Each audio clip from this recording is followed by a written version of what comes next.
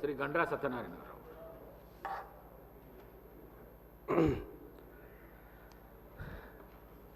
మహిళలు సంతోషంగా ఉన్న రాష్ట్రం కానీ ఇల్లు కానీ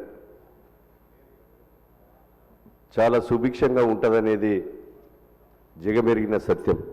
ఈ రాష్ట్ర ప్రభుత్వం గౌరవ ముఖ్యమంత్రి గారు రేవంత్ రెడ్డి గారి నాయకత్వంలో మా సీతక్క గారి నేతృత్వంలో 3 సార్లు మహిళలకు జీరో వడ్డీ లేని రుణాలు ఇచ్చి మహిళా క్యాంటీన్లు ఏర్పాటు చేసి మా నియోజకవర్గంలో కూడా సోలార్ ఉత్పత్తిని 1 మెగావాట్ కూడా అతి త్వరలో ప్రారంభించబోతున్నాం. 1 మెగావాట్ ఆర్థిక ఆదాయం 6 కోట్ల రూపాయల విలువతో ఈరోజు మహిళలు ఆర్థికంగా పరిపుష్టి చెందడమే కాకుండా బలోపేతమయ్యటానికి అవకాశాలున్నాయి. అధ్యక్ష, ఈరోజు బస్సులను కూడా ఓనర్లుగా చేయడం, పెట్రోల్ బంకులకు కూడా స్థలాలు కూడా కేటాయించి ఈరోజు మహిళలను మరి ఆర్థికంగా బలోపేతం చేయడమే కాకుండా మీ సేవా సెంటర్లు, ఇందిరమ్మ ఇండ్లు మహిళల పేరు మీదనే ఇవ్వడం, అదేవిధంగా ఈరోజు పాఠశాలలకు కూడా విద్యా కమిటీ చైర్మన్లుగా చేసి మహిళలతో సమ్మర్ హాలిడేస్లలో ఈరోజు స్కూల్ రిపేర్లను చేసి బలోపేతం చేయడం జరుగుతుంది. అధ్యక్ష, అదేవిధంగా ఈ చీరలు కూడా అర్బన్ ఏరియాలలో మీరు గతంలో ఇచ్చినటువంటి చీరలను చూస్తే బెదురు కట్టేది. అధ్యక్ష, టన్నుల కొద్దీ సూరత్ నుంచి తెచ్చి వరినార్ల చుట్టూ, మొక్కజొన్న చేన్ల చుట్టూ చీరలు కట్టేది.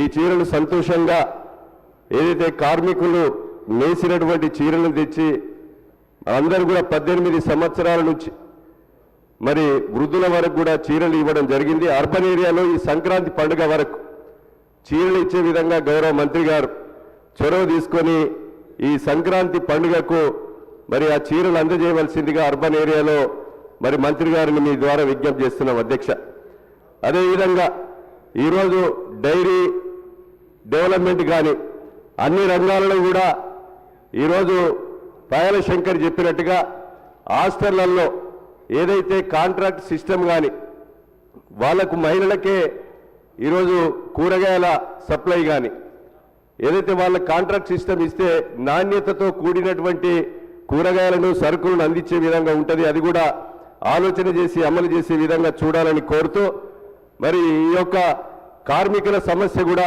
తమరి దృష్టికి తెస్తున్నాం. అధ్యక్ష, ఈరోజు కార్మికులు కరోనా సమయంలో ఏదైతే ఇంట్లో నుంచి బయటికి రాకుండా ఉన్న సమయంలో మా నియోజకవర్గంలో భూపాలపల్లిలో 66 మంది కార్మికులను డిస్మిస్ చేశారు.